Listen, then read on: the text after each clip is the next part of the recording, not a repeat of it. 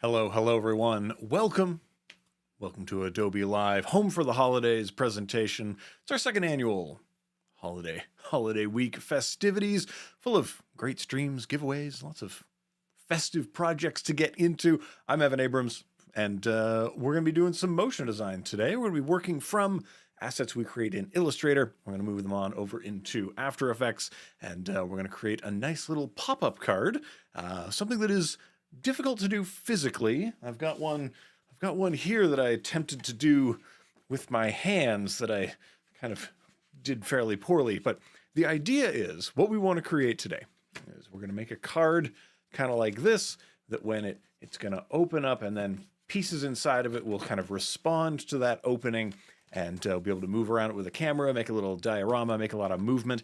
I love pop-up cards. I find them very difficult to make, I'll be honest. They're even difficult to make digitally. It's to make them look and act and behave correctly. We're simulating the behaviors of paper, so we're going to be getting into a lot of that. Now, there's a lot of component parts here. Obviously, we can't get into all of it, but I hope that you stick around and you get your hands on the project files, which are available. They are available at adobe.ly/Adobe Live Holiday. And hopefully you get your hands on that. Explore the whole thing. It's yours. Enjoy. Make it your own. And I'm sure there will be pieces that you want to change out.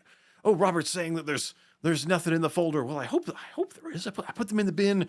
If not, we're going to make sure that we get them in there. But it'll get updated. People are on it. In the meantime, be with me, stay with me, and we're going to get to it. So, without further ado, let us begin. Let's see where we're going. Let's see what we're making, and it's going to be a good time. So, let me just get this queued up here. Have a look at the old screen. Here we are in After Effects. We're having a look at the finished thing, right? We're having a look at the finished object. Season's greetings, which is, of course, a bit of a pun as we open up the card. Boing. And, of course, we're talking about hockey season. And we've got hockey holidays on here. We've got a Maurice Richard moving around on the ice. If anyone out there is familiar with Canadian festive time literature, then you know of the hockey sweater. And 5 Maurice Richards playing against 5 other Maurice Richards. And we prayed for God to send moths to eat my Toronto Maple Leafs sweater. Apologies to everyone in Toronto, but that's how it is. Hey, Umacorn. Hey, Rick's out in Toronto. This one's for him. And Vitor, hello. So here we have all the assets that we want to move around. We have this type of motion that we want to get looking at the cover, right? At the top of the card, we're going to move away. We're going to pivot down as the card springs open. It's going to be full of all these wonderful things. We're going to have some movement of objects. I love a little interactive object that you can move around. We're going to have this net that kind of builds up, kind of Transformers-like. It comes up like this. Comes up like that. And we've got these trees and the backing here, and they kind of do this little sway. If you want to have a closer look at this part here, when it boing, that kind of floppiness that we want to things as they're moving around. We've got some snow. I don't know if we'll have time to cover the snow. We're only here together for an hour. So if there's something really specific you want us to dial in on, let me know in the chat and we'll focus in on that. But the big thing is we want this to be a bit of a loop that we can start and end on the opening and closing of this card. So we're going to observe the things inside. They're going to move around, and then the whole thing is going to pack itself back up and loop around. So that's what we're creating. In Brazil, it's summer. What do I do? Well, gotta get out there and enjoy the consistent weather while you can. All right. So where does this process start? Where do I recommend we begin our journey with this?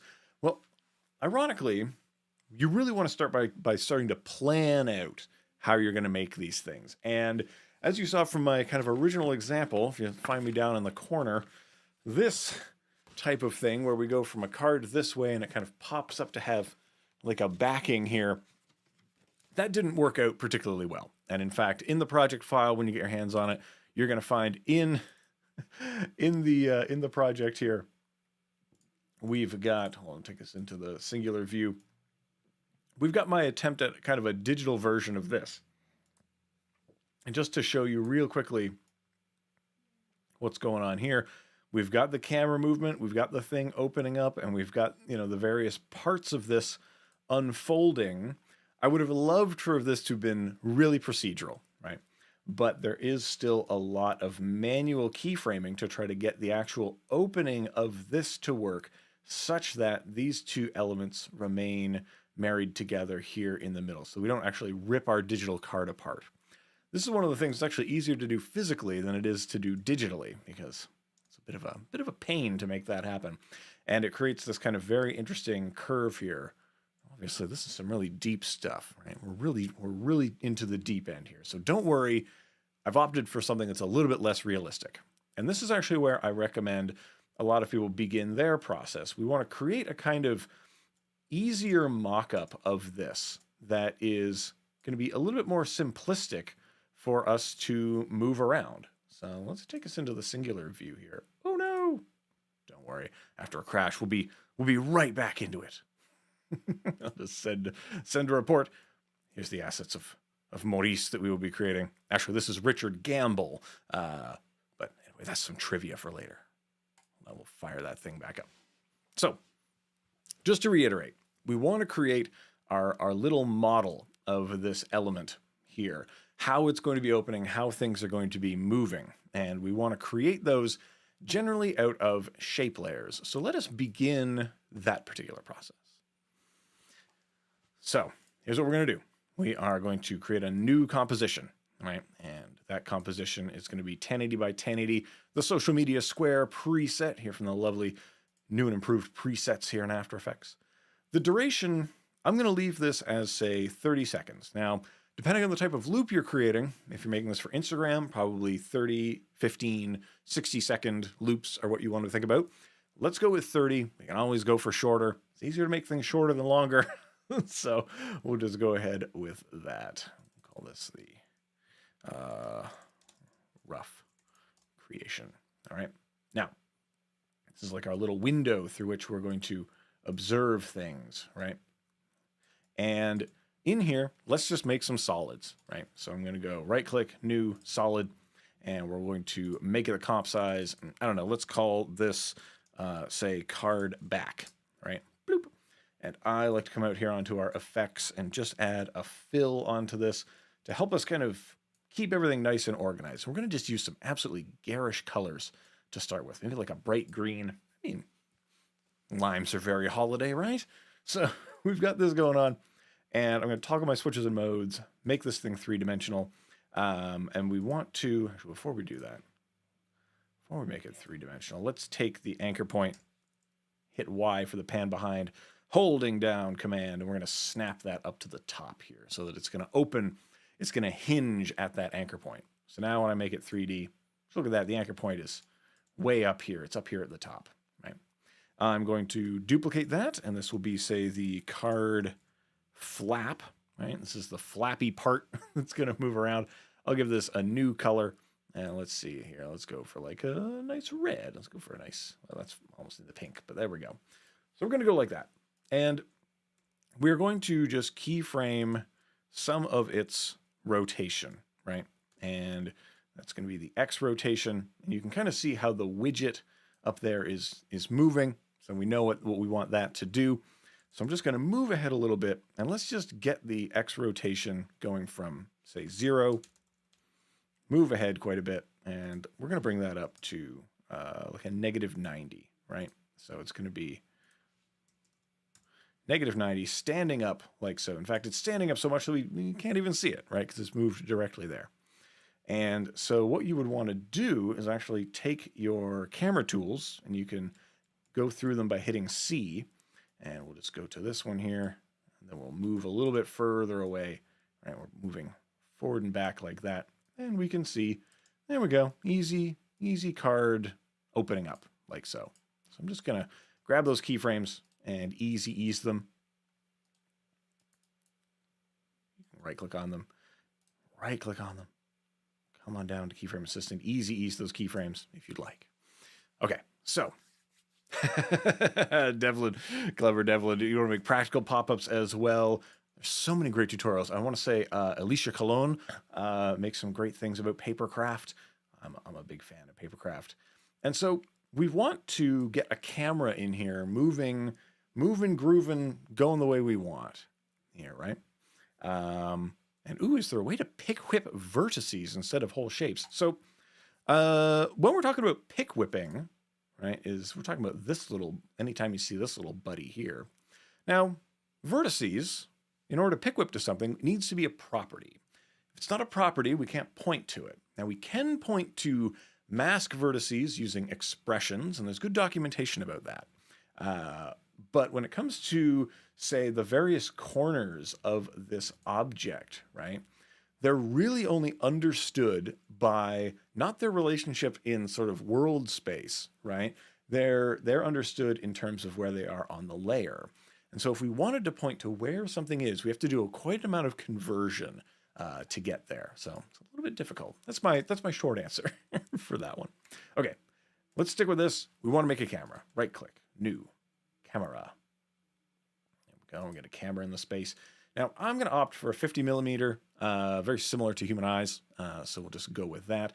But maybe you want something a little bit wider, maybe in the 35, or maybe more portrait at the 80. But let's leave it at 50 for now. And currently we are observing this scene through the active camera. I'm going to also create a new null object, and I'm going to make it 3D. And so it is living at 540, 540, 0. The card back, if we come into this, it lives at 540, 0, 0. So those two elements are kind of right on top of each other. I'm going to take the camera, use our pick whip here, and parent it to the null. So if we look at the camera's information, the camera now understands itself kind of in relationship to that null. All right.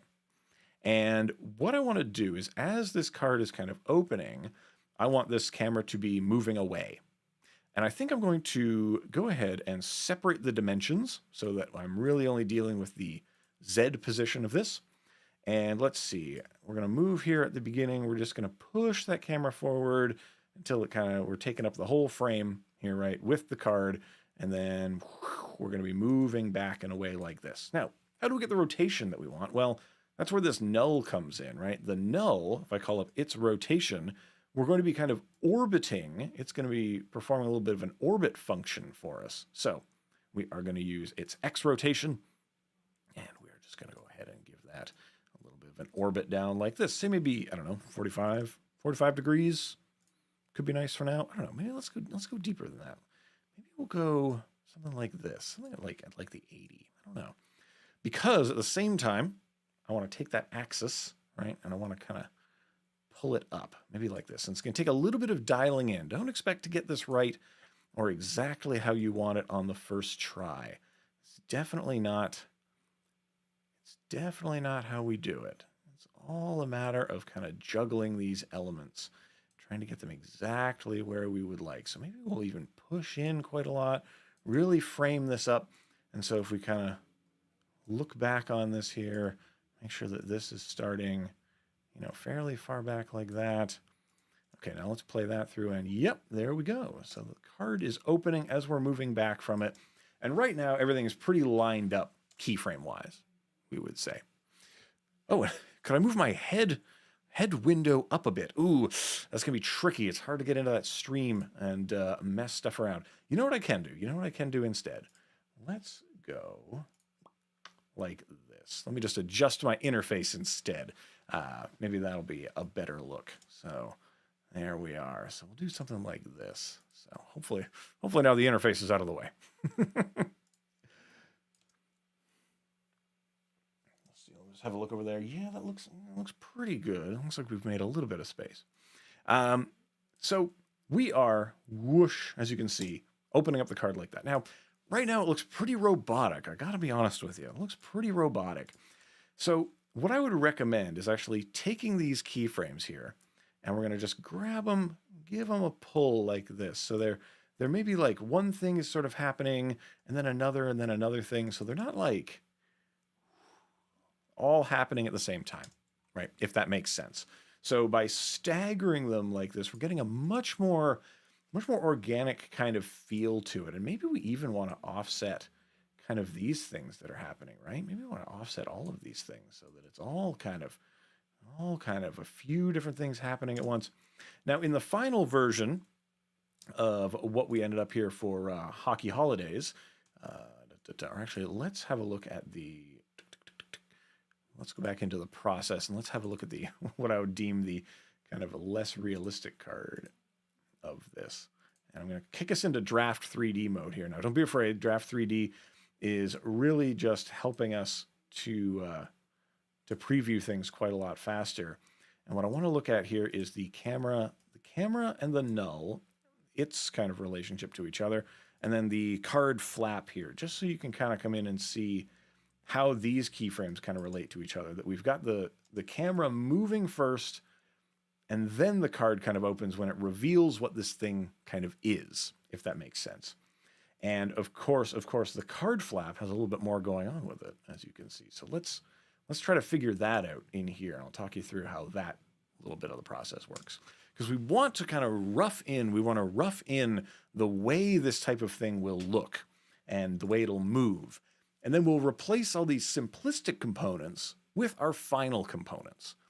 This is also a great way for us to kind of work out where are objects going to live? How big do they need to be? What are the ratios of their size and proportion really need to be in here? So we can work up pretty good mock-ups of stuff and then just kind of roll from there, right? So, for example, with this card opening up, I think what would be nice is for it to kind of, sproyoyoing when it kind of hits the back wall. So I'm just going to scrunch these down a little bit. Now, if you have a whole bunch of keyframes and you want to scrunch them all together, you can hold down the Option or Command and kind of give those a drag by dragging the last one, and that's going to stretch them out or compress them as you like. So hopefully that'll be helpful. And in here, if I wanted this to be like boing, behave more like paper, then I think the way forward, right? The best way forward is to really come into our graph editor. So don't be intimidated by the graph editor. If you've never opened up this thing before, I'm going to talk you through what's going on in here. Now, in here we are seeing currently a value graph. This is the change of that rotational value over time. And as you can see, we are going from 0 to -90. And if we wanted this thing to kind of sproyoyoing, bounce back and forth, then the thing that we really want to do to this is actually move beyond and back and forth a little bit. So what I'm going to do is I am just going to bump myself ahead 10 frames, set a keyframe, ahead 10 frames, set a keyframe, just set a bunch of keyframes down here. And you can see that they're laid out just like this. And so if I want them to go a little bit beyond, a little bit this way, a little bit that way, right? You can just drag the keyframes, grab a hold of them, and move them right here on the graph, right? We're just moving them back and forth on the graph.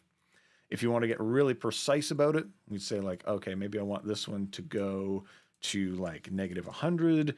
Maybe I want this one here to be, go back the other way a little bit more. Let's just play this back. I'm going to grab those and make sure I ease those. And you can see how those are like swinging, boing, kind of like that. Now, when you select a bunch of keyframes, notice that we get this bounding box around them. Now, I can even manipulate this whole bounding box, grabbing its corners, moving those around, right? You have all this freedom with how you can manipulate these particular curves. And one of the better ways to sort of get this thing to be doing this kind of exponential decay, which is really what we're after, is setting them all to similar heights and then kind of dragging them down into a little triangle like this. So the little triangle you see is pointing towards the 0. Now, I show this technique often enough over on my little Behance channel because it is creating this decaying wave, which feels really natural when it's something light and floppy, and we can't really appreciate it too much because everything's really super flat out here. So the other elements that you want to really work in, that you want to rough in here, are things like lights. So layer new light. Let's deploy first an ambient light out in the space. Now, ambient light is just light that's everywhere. The light is all over the place. Now we're going to make a new spotlight. So we'll make a new light. And actually, not a spot, just a point light. just a bright glowing ball out in space. And this light has fall off. That means that the further away from the light we are, the weaker that light is. Kind of like real light. And like it's really coming from a light bulb. Let's go with a radius of like 1500 or something like that. And you can see that right now this point light beam pops up in the middle of the space. And we're gonna move it up a little bit, and we're gonna move it away, so kind of towards the camera a bit. Maybe we're gonna move it out to the side a little bit like this. And so this way, when we see the card kind of open up, right, we see that light playing over the surface, and that's telling us more about the movement that this thing is doing. And it's a great way to kind of get these things set up and to figure out, how do we want this to look? How do we want this to feel? The other kind of broad strokes that I want to get into here are, we're going to create like a new solid. Actually, you know what? Let's cooking show this a little bit. Let's have a look at one that I prepared earlier. So if we come into this thing here, the other components that I wanted to sort of rough in really early on are things like the walls. So here, let's go through and let's see. Let's just go through and kind of solo all of the important kind of early elements. Right, so we're going to get the card base and the card flap going, and let's get the ice. We need a layer of ice underneath, so we'll get that in there. And let's see. Of course, the camera's important. All of these trees, they're important as well. The lights, we'll get those in there like so. So these things we've got lights and cameras. So it's boing, it's opening up like this, right? The other elements that you want to kind of put in are like the wall, and this is just a really big solid that has been pushed way back. It's pushed way back there in Z space, and then the floor. We want to put the floor in there as well. So we're building kind of a little stage, a little environment. Now, we are in here and we're looking at Draft 3D, and that allows us to use the extended viewer here that allows us to basically see our whole 3D world outside of the actual rendered area. So if I go ahead and let's just bring that darkness down to 0, and you can kind of see the whole universe, the whole stage that's hanging out there that we've created. So hopefully that kind of makes sense with how a lot of these things are kind of crafted and put together. Now, the other thing that's really important when we're creating 3D assets and creating any kind of this kind of 2.5D environment, right? If we take us out of Draft 3D here for a moment, shadows play a huge part in our design. So we know that these trees are kind of in front of each other because they're each casting shadows on each other. And you can come into any layer, I want you to tap AA, and you're going to see cast shadows. That by default begins as off. So I'll set that to off. And you can see that as soon as you click it to on, suddenly that thing is casting shadows. It's interrupting the light as it spills onto other things. You also need to make sure that everything has accept shadows on. This is what's really interesting about things that are digital and simulated. We can decide what casts shadows, what accepts shadows, unlike the real world where everything does that. You know, we're like, we have powerful Christmas magic here in After Effects. So the next thing I want to do, once you've got all of your trees out there and they're all moving, grooving, doing the stuff you want, just to show you a little bit of kind of what was parsed out together here, we are moving this thing forward. This thing's opening up, and we've timed it here. I've timed it so that the trees are a little bit delayed. They're a little bit behind the rotation right here. And we're gonna, as it opens up, right, these things open up with it and are providing more kind of layers of interest as those kind of open up. We've also got Hockey Holidays up here, and that is a text layer that is simply parented to the card flap layer. So anything that are parented together, which you can do by pick whipping, so that at the beginning, it's going to ride along. It rides wherever the flap is going, it's going to go too. So it comes along for the ride. Now, another little bit to get into here of assets. We want to decide what can we make in After Effects? What can we make in Illustrator? Which is the best place to make the things that we want? So I've got this big card base here, and you can just cut a little hole in it here. I'm going to come into masks. I'm just going to delete these. I'm going to delete mask 1 and mask 2 so you can kind of see what it looks like. This is by default, right? And if I take my mask tool with my layer selected, and I'm just going to double click on it, it's going to create a mask that is the size of that layer. And I'm going to come over here and I'm going to change that mask from add to subtract. Now we're cutting a little hole in it. So now we are snip, snip, snip, snip, snip, cutting a little hole through this layer. And then we can just kind of size this down. I'm sizing it down. I'm holding down command here so that it resizes from the middle. We can get our little pond, just a little pond here. Place a little pond hockey right there like that. Now, this effect here works pretty well because we've got another layer. We've got another layer for the ice that is just 10 pixels below the other layer, the card flap. And so we get this little shadow that's happening where the two of them kind of rest on top of each other. And that's how we're creating this kind of little shadow down here. So, that's a good reminder. We've only got 34 minutes left, so we'd better get to some of the details. All right. So if we're going to be creating some trees, I love the trees that I've made in here. They're not exactly that good. And so we want to make better ones in Illustrator. Let's jump over there for now. So we'll come back to this hockey player in a bit. So here's some trees. These are created pretty simply. There's not a lot to them. Step 1, to make these beautiful Rankin Bass style style trees here, I like to grab the old polygon tool, tap it down, and tap the down key so we get a nice triangle, nice three-sided triangle. And I'll make this like the height of the tree, right? Because as you know, a trunk of a tree is actually conical. So we're going to get something like this. Right, we'll say this is the trunk. And then let's see, let us duplicate that, produce another one. And this will be like the bottommost branches. And then this one up here will be the topmost branches, just like this. And what I like to do is, actually, let's move this over a little bit. Let's move this over. Move this over like so. Grab these elements, move them over here. All we're going to do is we're going to select one of them, select the other one of them. We're going to go Object, Blend, Make Blend. And so by blending between them, we're producing all the intermittent steps between here and there. What's really great about a blend is we can come into the blend. I can select the bottom blend, and let's make it, say, this kind of blue color. And we can select the top of the blend, and let's make it kind of this white color, like a nice light color. And we want to select the blend, again, go Object, Blend, Blend Options. And within the blend options, currently it's set to smooth color. I'm going to bring that down to specified steps, and I'm going to say 3. Let's only do 3 steps between. All right, hit OK. So now we've got structures starting to come together a little bit.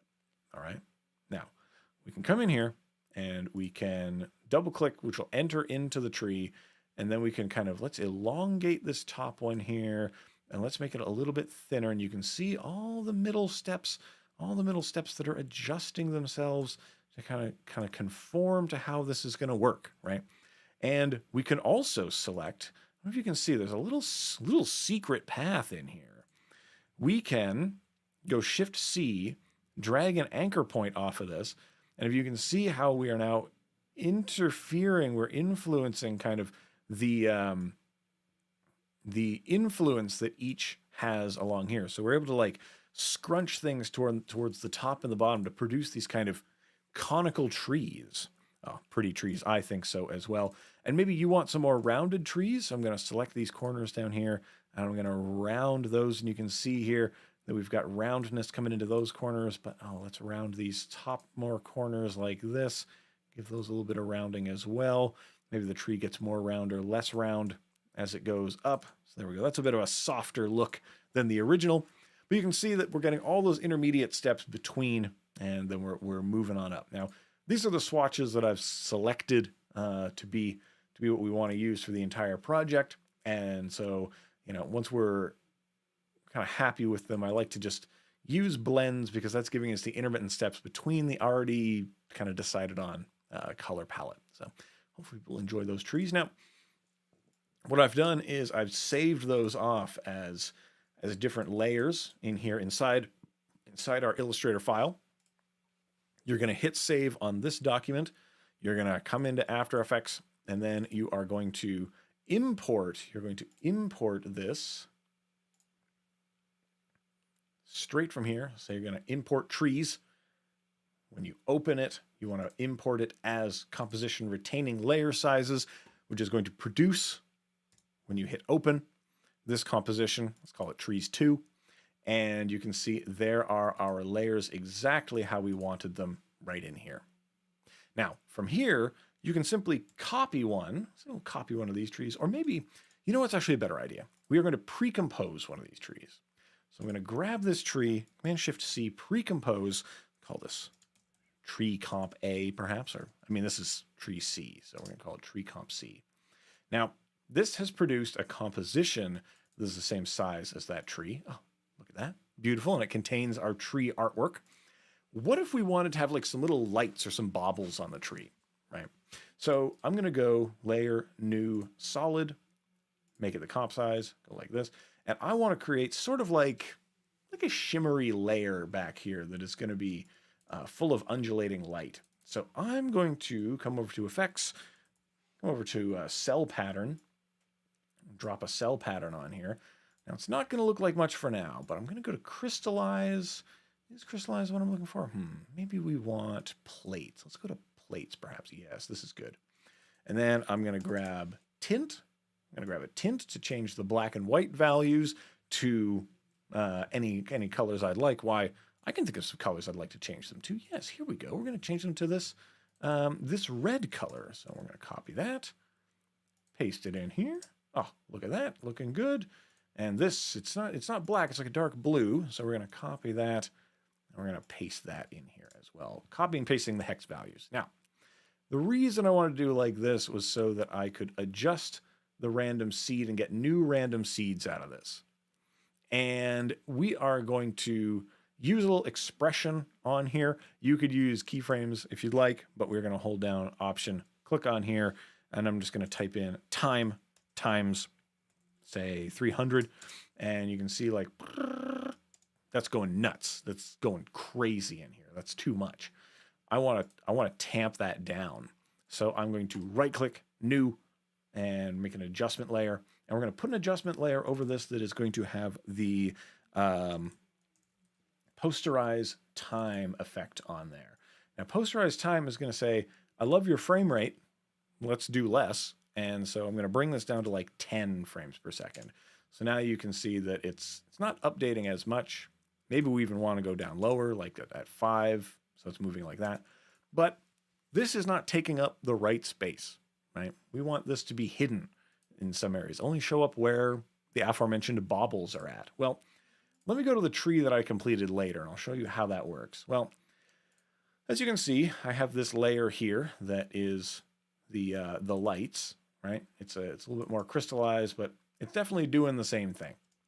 And it only shows up in these places. Got this nice, lovely string of lights, right? And this is done using shape layers and dashes on strokes, dasher, dancer, etc.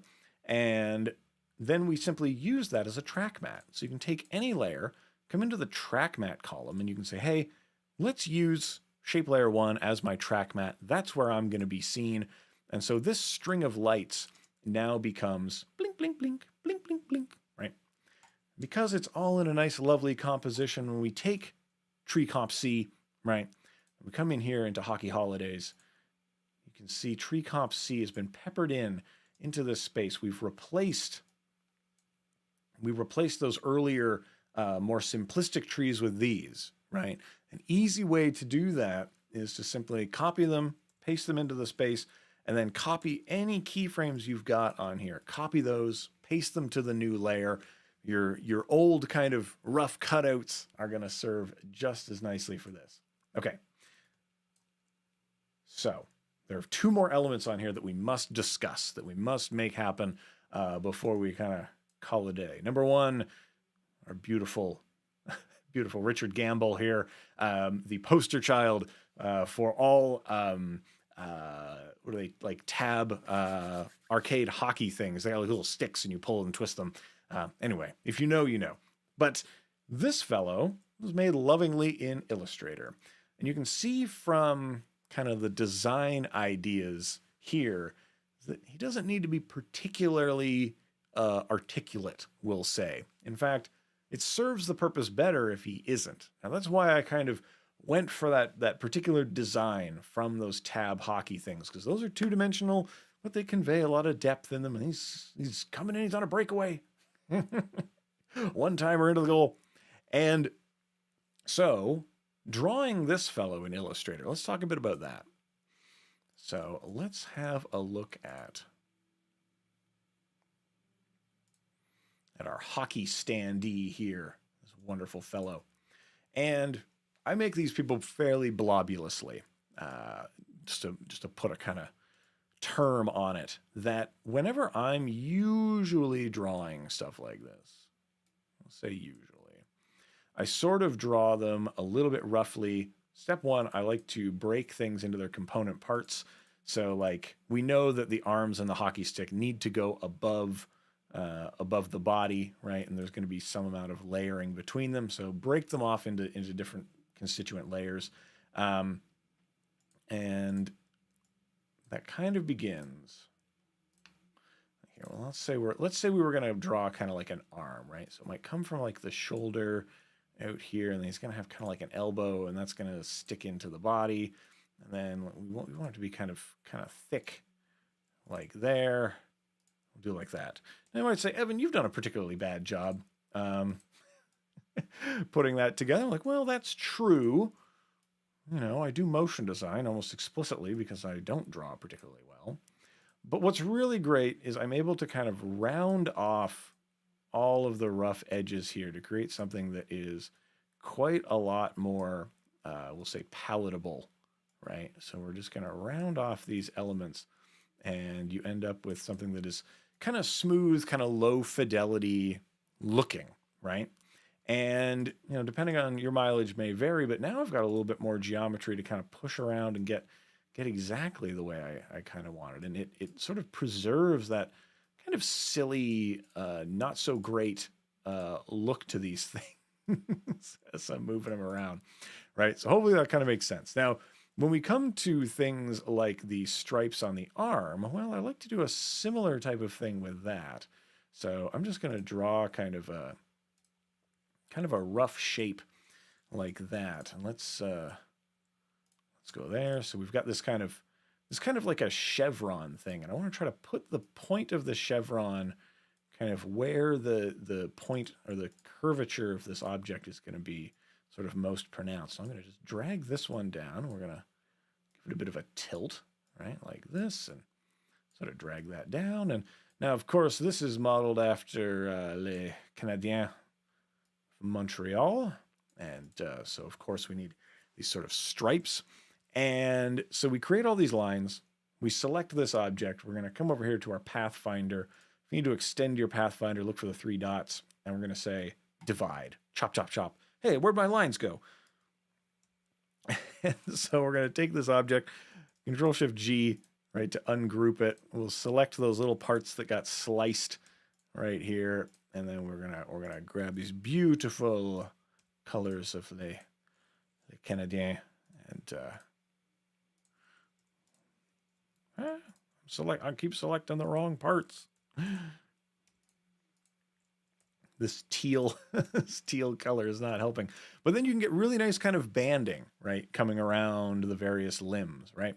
Now, if we had more time, we'd draw the whole thing, but the point is that we want to sort of produce this sort of object, right? Now, the background here, let's do away with that for now. That's a step that I do definitely want to show you. You've got all of your artwork done. Looks great. They're skating through on a breakaway, right? We need that kind of frame that's going to go around them. So I'm going to copy this, copy everything. I got everything selected and copy it. Command C, right? Come to the background here. Enter the background. Command Shift V, right? So now everything has been dumped onto this layer. And then what I'm going to do is I'm going to come to my Pathfinder and merge them all together. So we've merged them all into one object. Then let's bring back the other component parts of them, because with this layer selected, we're going to go object, path, offset path, growing this out. So maybe something like this is enough. So we'll go like there. Now, obviously, we're going to recolor this at some point, but for now, let's go ahead and make that like a nice neon green. And I just want to come in here, grab my pen tool, and just start removing points, right? Let's say like, that's good enough, right?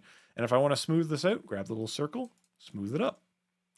Oh, let's see here. Oh, this point's got to go. This one's got to go. I don't like that one. That one's got to go too, right? Bring this down, and let's straighten this point, and then kind of like that. So we're helping ourselves to really simplify these elements in here. Like this whole area down here, too complicated. If this had to be die cut on a machine, no way. No way. So let's grab a rectangle here. Nice simple rectangle. Go like this. Let's see. Let's bump it to, say, around here. Clunk, kind of like that. Select this, select that. Shift M to get our PathMaker tool. We'll remove that part of it. Combine these parts of it. Oh, it's looking great. It's looking great now. Look at this. We'll leave that kind of rounding over there. Round this one over here. Hey, let's round this corner here. Why not? Give that a rounding. Oh, perfect. Perfect outline on our object here, right? Just color that down a nice kind of light color like that. Boom. Fantastic assets covered in that nice little outline like this. That'll serve perfectly. Okay, 15 minutes to go. We got this. We got this. The next kind of element that I want to discuss in here is the actual movement of the hockey player themselves. So what's really critical to know about that, what's really critical to remember, is that not only, if we come in here, we look at the pull tab and the hockey player, and I'm going to solo both of those. So these are really the only two elements we're going to look at. And soloing things is super helpful when you want to make things sort of work, and you really need to kind of work them diligently to get them exactly where you want. Now, you can see that as the hockey player is moving left and right, they are rotating along the axis that's right down here. So let's just go ahead. I'm going to clear out all these keyframes, and so that I can show you a little bit of how that kind of works. So thing number one, this hockey player is parented to the pull tab. So anywhere that the pull tab moves, and in this case, we got the X position moving here, and let's move it, say, a little bit forward like this.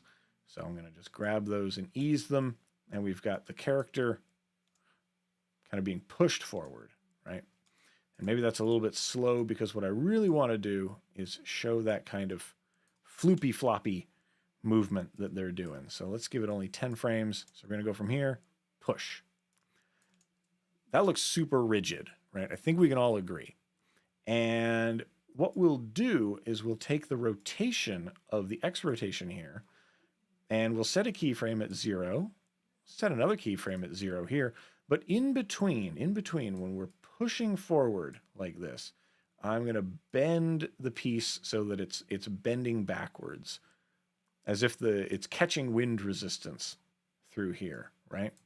So when we observe this, it's like it's being pulled backwards as it moves. Now, when it comes to rest here, blanc, right? Let's actually bump it forward a little bit, right? Maybe like 5, before finally returning it. Just switch those keyframes around like this, so you can see that as this thing is being pushed forward, it's getting that bobble, right? It's getting a little bit of like a good flex action on the stick here. You can put a lot of power behind this. So I don't know if anyone plays hockey in the chat, let me know. I do not play a lot of it myself, almost none, but I do know that you need good flex in your stick if you want powerful slap shot. So you can see how that is creating that type of movement, right? That we're selling that this is made of paper, by the responsiveness of the elements to each other. Like that. And then maybe the thing hangs here for a bit, set keyframe, move it back, right? And so just to repeat the process so you can see how it goes, you set a keyframe here. This is where we're coming from. This is where we're going to, right? We want it to bend at that point of maximum acceleration, right? Oh boy, it's really accelerating away from us. So we're going to see, whoa, like that. And especially if this is going to be pulled back and then pushed forward a bit, right? We're going to move forward, move backwards. And so it's going to come here and then ooh, a violent pull in the other direction. Kind of like that. So let's see how that goes. Whoa, like that. So hopefully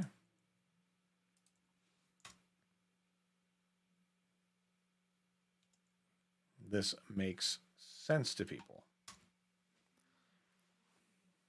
There we go. Richard's coming in with some hockey stories for us. This is good. That's what we want to hear. All right. Rich full Canadian childhood.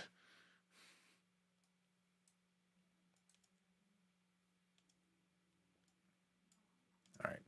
So there we go. So this is getting that kind of whiplash that we were looking for here.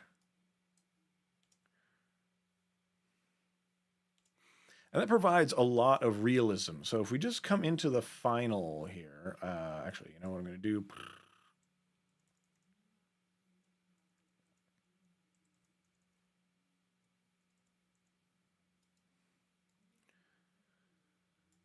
If you observe the final here, there isn't a lot of movement happening, right? The hockey player is really the only thing moving around.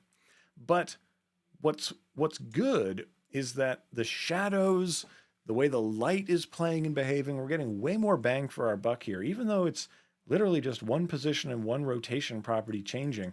Because in a 3D environment, everything else is simulating a response to that, then we're getting so many more elements in play. That's what we want to do when we're creating things like this. So hopefully that idea kind of works. Now, we have a little bit of time left. We need to talk about this net. Now, one important thing. First genuine of paternal blue noses. Wonderful. All right. So this hockey net is one singular layer. What? This is a composition, and we have collapsed its transformations. So if we solo this, you can see the little net down here. Cool net. We got our crossbar. We got the middle bar back there. Pretty good net, if you don't mind me saying.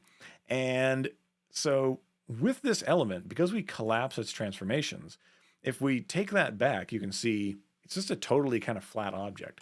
But when you collapse the transformations of an object, if we come in here, we're observing this through custom view 1, which is why we're at this kind of top-down bird's eye view here, right? These are all 3D layers, and they're all arranged in a little 3D space. There's a little transformer coming together here. But because everything's 3D in here, and we come back here into the Hockey Holidays, and you can see that this has had its transformations collapsed. All those 3D components are here in this space too. So if you need to compartmentalize things, collapse transformations is our friend, build them tiny inside their own little thing, and then assemble them out here.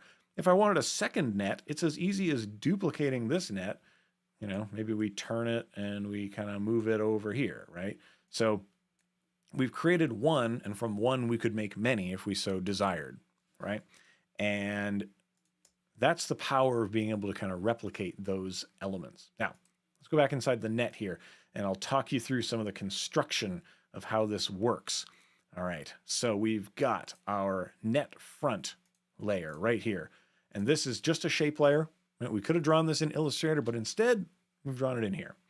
And this shape layer is just kind of like a gate, right? It's just the shape that takes up this much space, and it's being made out of two shapes subtracted from each other.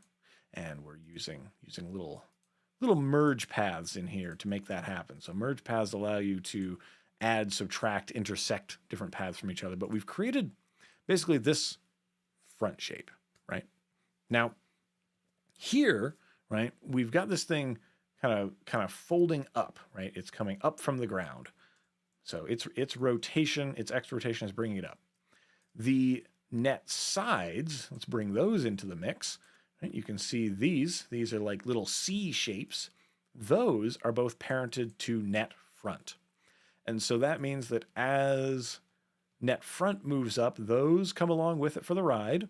And those are folding inward as well. Now, interesting, Evan, they don't seem to have keyframes on them. Well, you can use expressions linking with your pick whip, right? This pick whip here, you can just point this rotational property to the rotational property here, and they take on the exact same movement, right? So now it's going to have the exact same value as the other thing, right? And you can see, oh, well, look at that. It's bending in this way.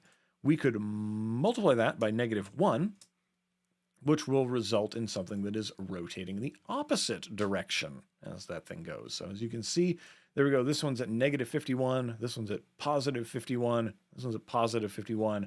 So they are coming together. They're building this little thing all based on the one movement here. All right. Now, that's wonderful. We got net sides. I'm loving that. Can we get a top to the net? Can we get a little top on the net as well? Perfect. Similar idea. It's parented to net front. Its rotation, right, is also linked to that rotation. But again, it's the inverse, so that's negative. And so we get this kind of straightening up that's happening. And maybe that's enough of a net, right? Maybe that's enough net components to say what's going on.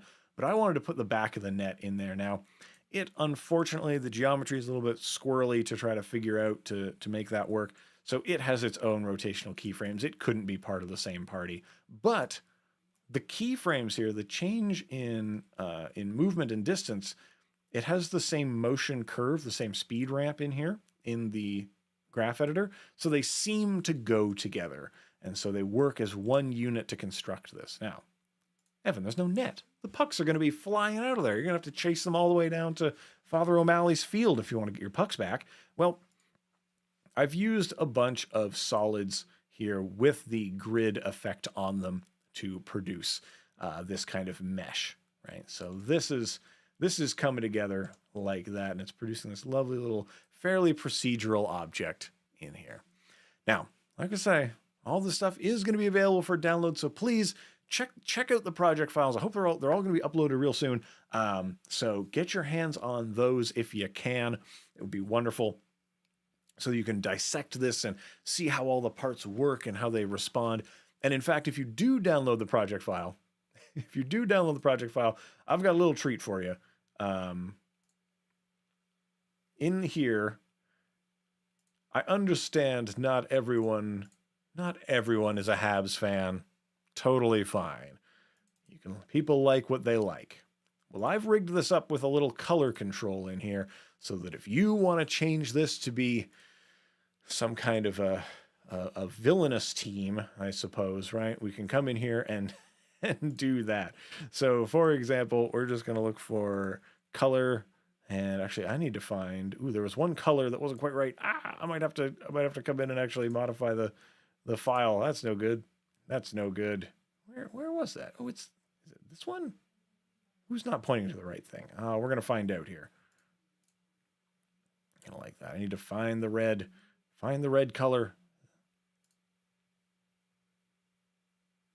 Well, that's interesting. Why is it pointing to the wrong place? Bloop. That's got it. So yeah, if you want to change the colors of these folks, you can make that happen. So maybe we switch them to a kind of retro Leafs color, perhaps. Maybe that'll make people happy, or you can swap these around. So hopefully that's going to be good for folks. Hopefully you'll enjoy that, and you can play around with that at your leisure. So that's the idea. But that's it for me. Thanks for watching. Thanks for being with me. Thanks for spending some of your holiday time with me. I know holidays haven't started yet, but I hope you enjoyed this. I hope you've learned a bit about how to construct this fairly complex object. I want to see what you make with it. I want to see you make your own cards. When you share them, use that hashtag Adobe Holiday Live Week 2020, We want to see what you make, and share it with me. You can tag me on things at Abrams if you like, but make sure you use that hashtag so that we can all see the stuff. There's more shows coming up here. More coming up, so stick with us. And of course, there's going to be office hours on Friday. There's a lot of things. There's always things going on here on Adobe Live. Make sure you follow us on social media. Find us on Twitters, Instagrams, Twitch, YouTube, new YouTube channel to enjoy. So if you're watching us on YouTube, make sure you hit subscribe to stay with us. Hopefully this has been good for you. I'm Evan Abrams. Stay creative, be kind to each other. I'll see you all in the new year. Bye for now.